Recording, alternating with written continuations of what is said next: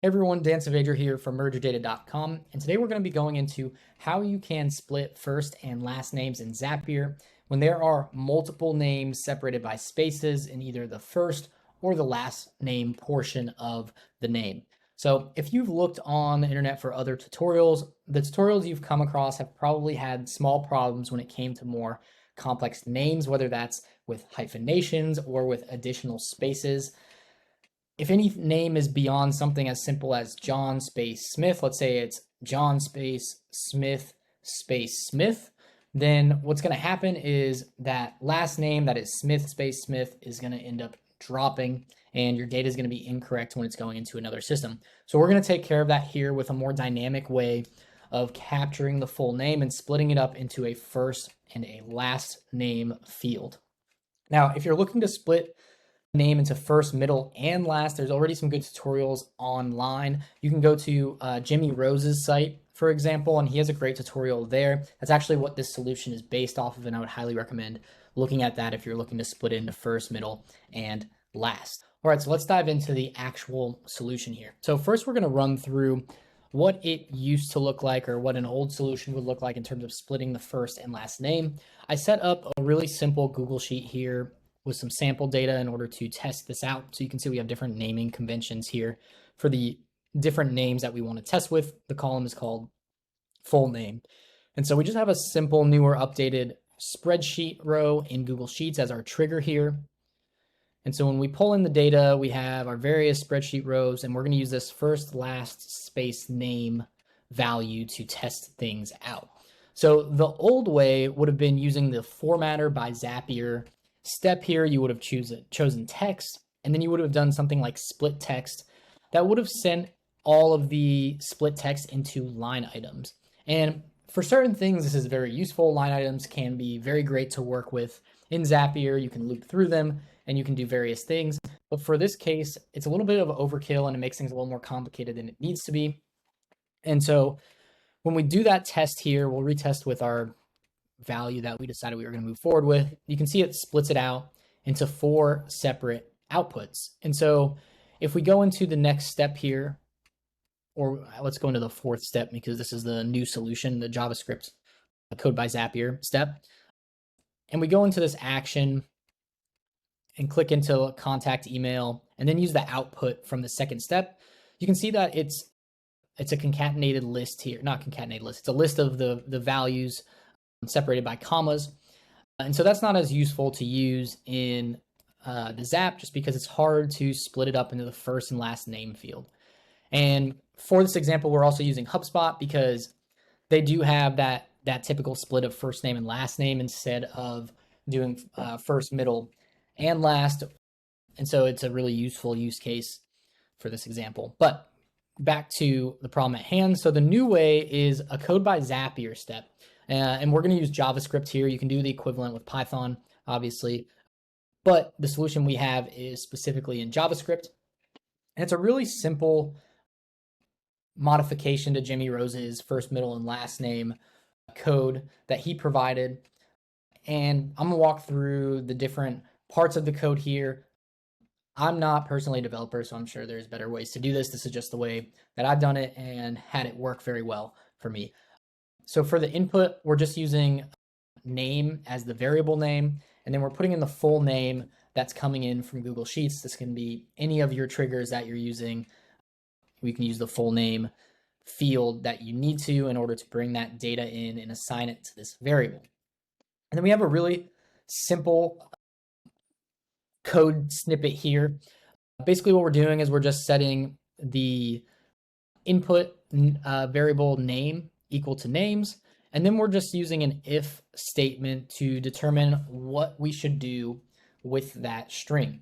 And so for this first branch, we're seeing that the length of the array generated by this split function is greater than 2. So that means if we have something like John Smith Jr. or our example, first, last space name, this split is going to split the text by the space in between each of the words. So if there's a hyphen, let's say there's a hyphenated end to this name, like dash junior, then it's not going to split by this hyphen because we are not using that as the separator to look for.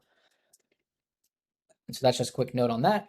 But basically, if the array is longer than 2, so first is the first object in the array, last is the second object in the array, space is the third, so we know it's greater than 2, then we're going to do this set of logic down here. And so we're going to do the output equal to the first name and the first value of the array in that names variable. So that would be first. And then last name is using the slice function and taking everything after that first value, so the 0 value, and then joining it together. So it would take last space name, and it's just going to combine all of those into one string. And so basically, this makes it easier to put into a last name field, and it keeps everything together. Where if we were to use the old method, then the formatter by Zapier is going to look for either the first space or the very last space or a specified number of spaces that you configure in the step, and it makes it very difficult to work with multi-space names. And so that's what's going to happen with the value we currently have. Now, if there's less than 2 names, let's say there's just a single name like John, then basically what we're going to do is we're just going to take that first value as John, and then we're just going to assign a blank value to the last name variable of the output. And the reason for that is because we're dynamically taking care of what the last name could be depending on the structure of the full name that's input. And to clarify what that means is if we want to avoid branching